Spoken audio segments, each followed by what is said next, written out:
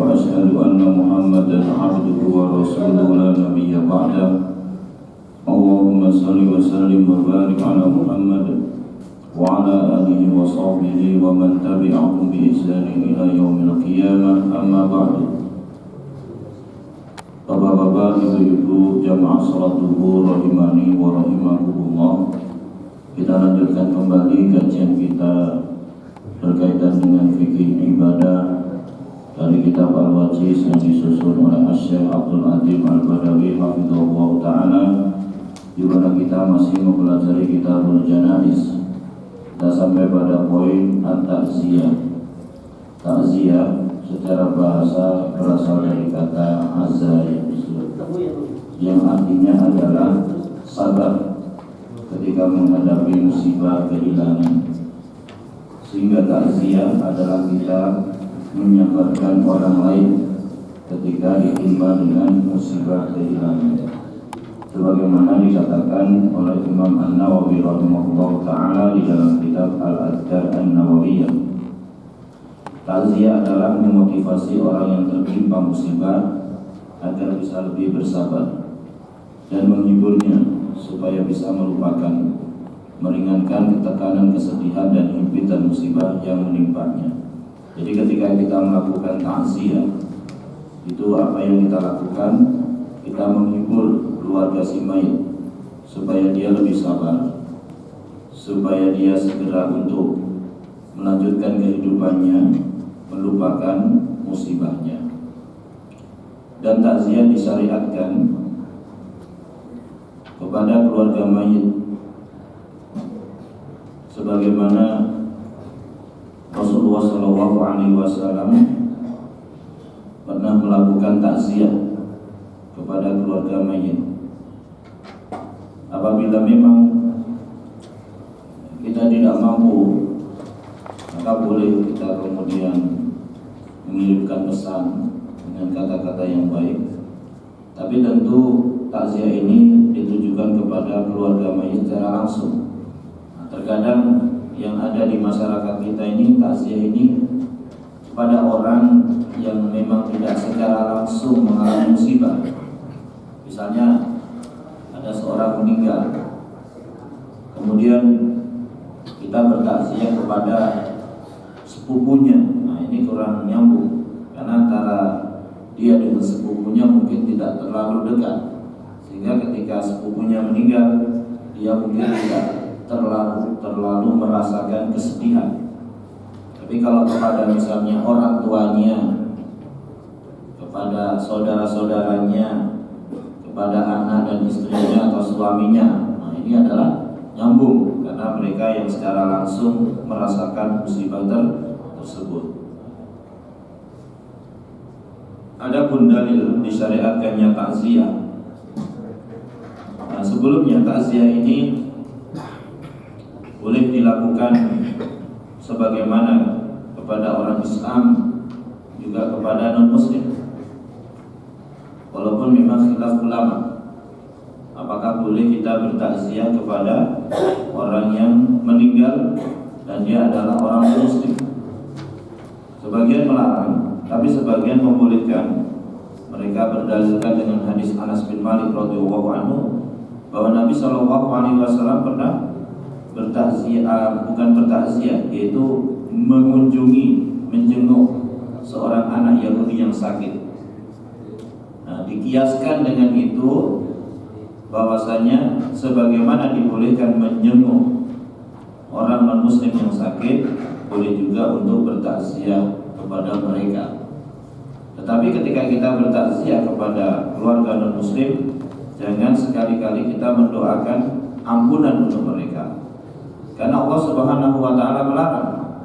Maka nabi nabi walladzina amanu ay yastaghfiru lil musyrikin walau kanu uli qurba.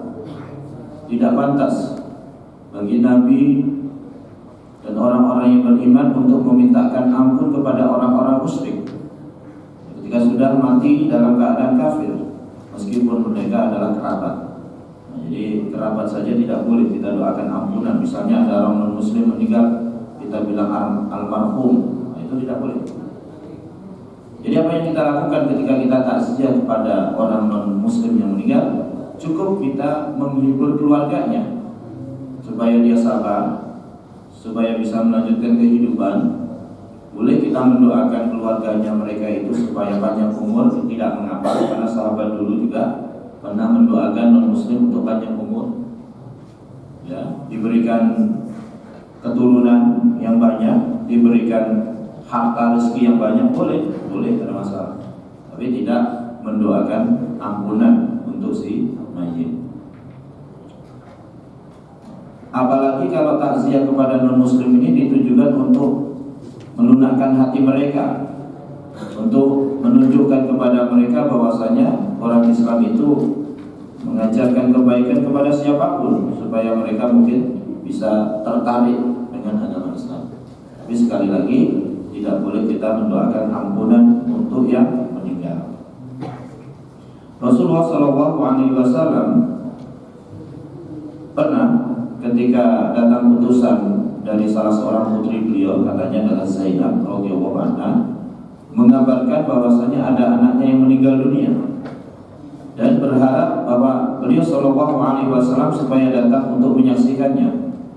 Tapi beliau sallallahu alaihi wasallam karena mungkin ketika itu tidak sempat atau ada urusan yang lebih penting, beliau hanya berpesan kepada utusan itu, irji ilaiha, kembalilah kepadanya, fa'akhbirha, dan beritahukan kepadanya, anna lillahi ma akhadha wa lahu ma a'ta wa kullu syai'in indahu bi ajalin musamma famurha faltasbir wal tahtasib.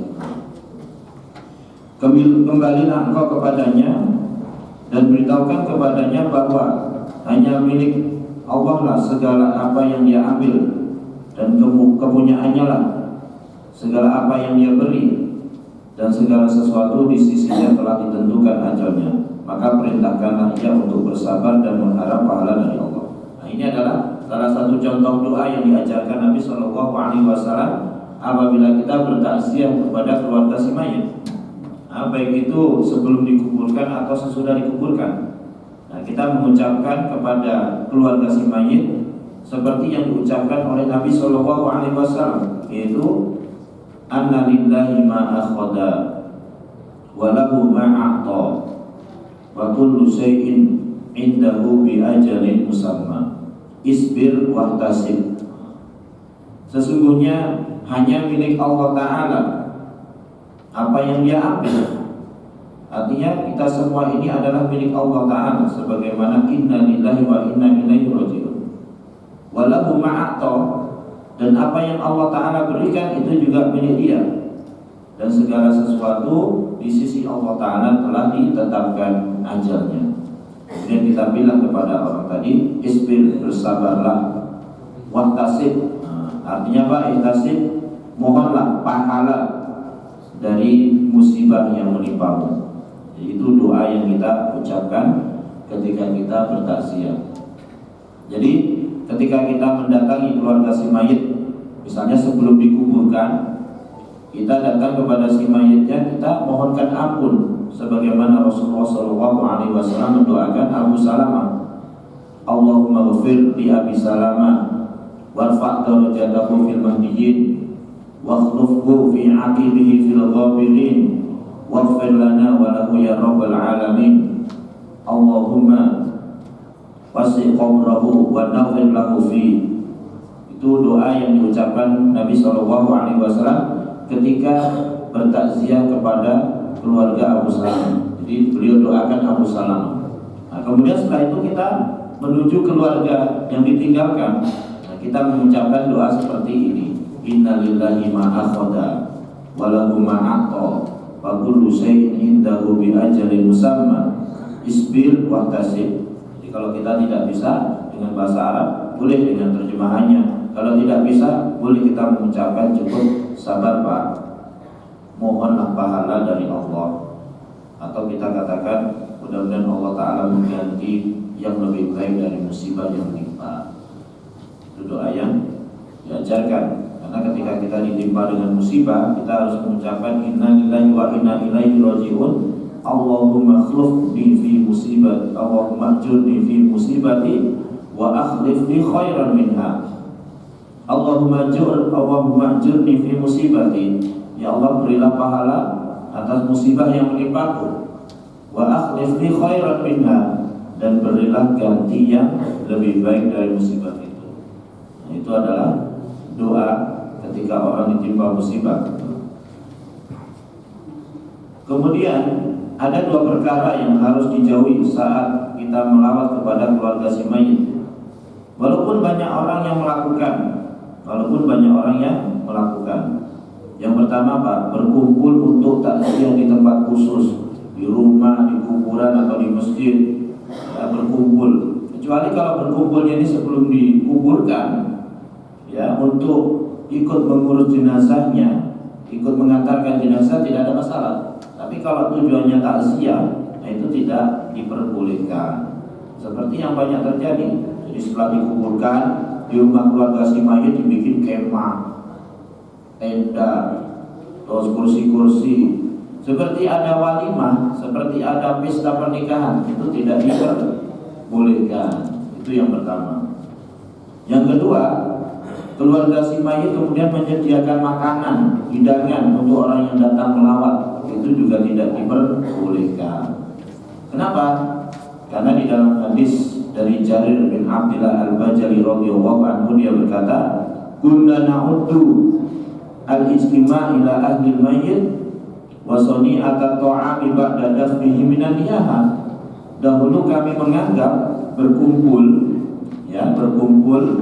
ila ahli al-mayyit, pada keluarga si mayit, dan membuat makanan setelah dikuburkan itu termasuk niyahah, meratap. Walaupun tidak sampai menangis, tapi disebut meratap. Kenapa? Karena kalau berkumpul menyengaja, apalagi makan-makan di rumah orang yang meninggal, itu seolah-olah ingin menghidupkan kembali kesedihan, hingga tidak bisa melupakan musibah. Dan ini dilarang oleh para ulama. Bahkan Al-Imam Asy-Syafi'i rahimahullah ta'ala sendiri juga melarang. Cuman masalahnya justru banyak dilakukan di tempat kita. Jadi Imam Syafi'i rahimahullah ta'ala melarang. Sebagaimana Al-Imam Syafi'i berkata di dalam kitab Al-Um, wa aqrahul ma'atim wa hiyal jama'ah wa illam yakun lahum buka fa inna dzalika yujaddidul husna wa yukalliful ma'una ma'a ma madha fihi minal azab. Al-Imam Syafi'i rahimahullah ta'ala mengatakan, dan aku membenci ma'atim. Ma'atim itu adalah kenduri mayit, yaitu kita duduk di rumah orang yang meninggal, kita bikin kenduri, makan-makan, duduk-duduk.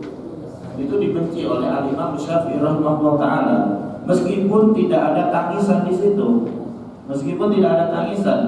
Kenapa? Karena sesungguhnya itu akan memperbarui kesedihan, kata beliau. Wa yukalliful ma'unah, dan akan membebankan biaya yang besar. Nah, ini yang terjadi seperti sekarang. Jadi keluarga si mayit sudahlah kena musibah, dia harus mengeluarkan duit lagi. Dia harus mengeluarkan uang untuk menyiapkan makanan. Kadang-kadang bukan hanya 1 hari, 3 hari, 7 hari, 4 hari. Jadi di Al-Imam Syafi'i rahimahullah ta'ala sendiri di dalam kitab Umnya melarang ma'ama madha minal asar. Apalagi ada asar, yaitu yang beliau maksudkan adalah hadis tadi, yaitu Jarir bin Abdullah Al-Bajali radhiyallahu anhu, di mana beliau mengatakan, dulu kami menganggap, dulu itu artinya dulu di zaman para sahabat radhiyallahu anhu, menganggap bahwa berkumpul di rumah orang yang meninggal dan membuat makanan di situ setelah dikuburkan termasuk niyahah, yaitu termasuk meratap. Jadi hendaklah kita tinggalkan hal-hal seperti ini.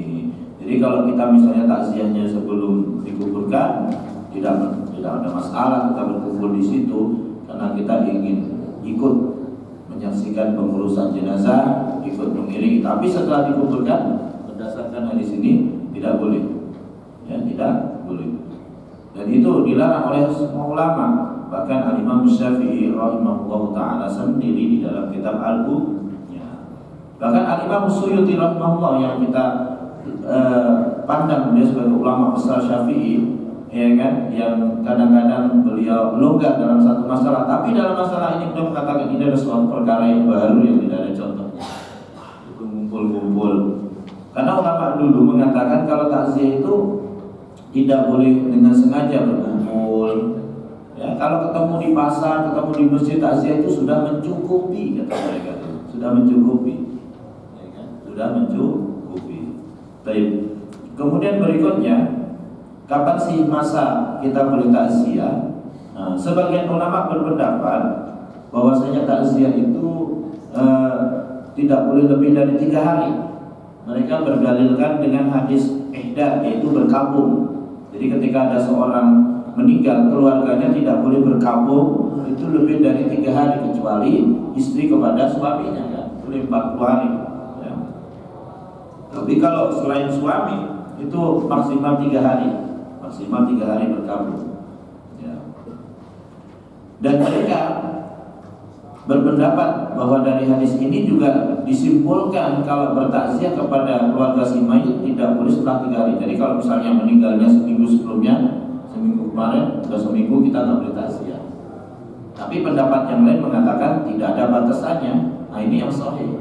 Karena hadis tadi berkaitan dengan berkabung, bukan dengan takziah. Kalau takziah itu lain. Nah, misalnya ketika kita tidak mengetahui, kita tidak tahu berita kematian orang tersebut kecuali sudah 1 minggu atau sudah 1 bulan, maka kita tetap boleh untuk bertakziah ke rumah tersebut untuk menghibur keluarga si walaupun setelah 1 minggu, walaupun setelah 1 bulan. Nah itu adalah pendapat yang insya Allah sahih, ya, karena hadis yang 3 hari itu hanya berkaitan dengan berkabung, yaitu keluarga si mayit, bukan ditujukan kepada orang yang ingin bertakziah, yaitu melayat. Baik, tadi disebutkan bahwasanya tidak boleh membuat makanan di rumah orang yang meninggal, makan-makan. Ya, walaupun mungkin zaman sekarang niatnya bersedekah, apa salahnya saya sedekah? Bukannya sedekah untuk si mayit itu pahalanya nyampe, betul, tapi waktunya nggak tepat. Waktunya tidak tepat, ya kan? Karena dilarang di dalam hadis Jarir bin Abdillah ini. Dulu kami menganggap bahwasanya duduk-duduk di rumah orang yang meninggal dan membuat makanan setelah dikumpulkan termasuk merah. Jadi waktunya tidak tepat. Kalau mau bersedekah di waktu yang lain. Terus kalau mau bersedekah lebih utamakan orang-orang yang fakir miskin. Bukan kadang-kadang yang datangkan tetangga, mungkin yang kaya-kaya. Kalau mau bersedekah benar-benar diutamakan orang fakir miskin, anak yatim. Yang sunnah justru malah tetangganya yang membuatkan makanan untuk keluarga si mayit. Kenapa? Karena mereka sedang sibuk dengan musibah, sehingga mereka mungkin tidak sempat untuk mengurus diri mereka sendiri. Maka tetangganya disunahkan untuk membuatkan makanan dan dikirimkan ke rumah si mayit. Dikirimkan ke rumah si mayit bukan berarti untuk makan bersama-sama juga di situ, tapi untuk keluarga si mayit. Tapi bagus juga kalau misalnya dijadwal. Artinya apa? Jangan semua tetangganya ingin memberi makanan ketika itu. Nah, takutnya apa? Nanti tidak termakan. Boleh dijadwal keluarga fulan hari apa, keluarga fulan hari apa gitu. Supaya dia keluarga si mayit ini bisa tercukupi kebutuhan makannya dan tidak memikirkan dalam beberapa hari karena mereka sedang sibuk dengan musibah. Sebagaimana di dalam hadis dari Abdullah bin Ja'far radhiyallahu anhu, dia berkata, "Lamma ja'a nahyu Ja'far hina qutil." Ketika datang berita kematian Ja'far radhiyallahu anhu ketika beliau terbunuh, maka Nabi sallallahu alaihi wasallam bersabda, "Isna'u li ali Ja'far ta'aman." Nah, ini yang dikatakan Nabi sallallahu alaihi wasallam, buatlah untuk keluarga Ja'far makanan. Jadi beliau memerintahkan kepada tetangganya, kepada para sahabat dan keluarganya. Jadi buatlah untuk keluarga Ja'far makanan. Jadi bukan beliau memerintahkan kepada keluarga Ja'far untuk membuat makanan. Jadi ketika keluarga Ja'far kena musibah, dia nggak bilang kepada keluarga Ja'far bikin makanan nanti buat tamu-tamu yang datang. Bukan seperti sekarang, terbalik.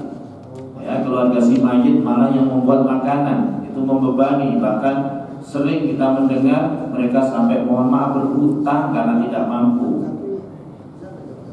Ustadznya bilang harus bikin walaupun 3 hari. Gak punya duit Pak Ustadz. Ya, gimana?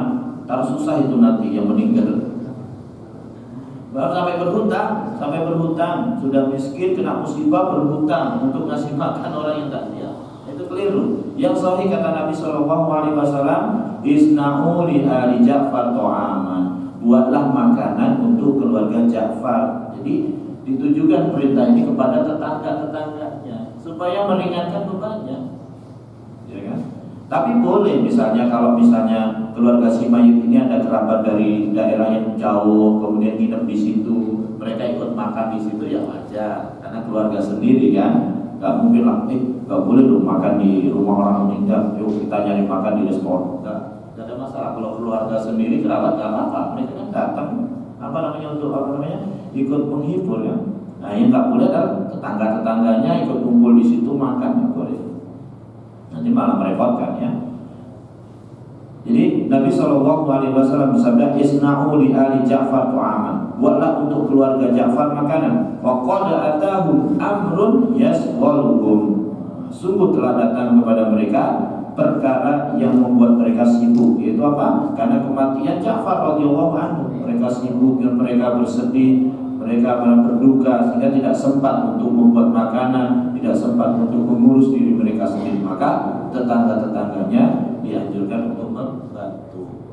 Itu kalau misalnya dikoordinasi di lingkungan kita itu sangat bagus sekali kan, sangat bagus. Jadi kalau ada yang meninggal, ya kita bikin jadwal. Setiap rumah membuatkan makanan, ya ala kadarnya sesuai dengan kerelaan, tidak boleh terus memaksa. Jangan satu hari itu juga semuanya bikin makanan, nanti pasti nggak kemakan buang. Karena orang kena musibah itu biasanya makannya nggak seberapa kan, karena sibuk dengan musibah. Jadi dijadwal hari ini siapa, besok siapa, besok keluarga siapa, itu bagus sekali ya. Tapi tidak dipaksakan. Nah itu berkaitan dengan takziah. Kemudian berikutnya, ma yantafi'u bihil mayyit. Apa sih yang bermanfaat untuk orang yang sudah meninggal? Wa yantafi'ul mayyit min amali ghairihi bi umur. Pertama-tama yang bermanfaat bagi si mayit itu sebenarnya paling utama adalah amalnya sendiri, ya kan? Wa alaisa lil insani illa ma sa'a. Tidaklah bagi seseorang itu kecuali apa yang dia usahakan di dunia. Demikian juga Allah Ta'ala berfirman, wa tazawwadu fa inna khairaz zadi taqwa. Carilah oleh kalian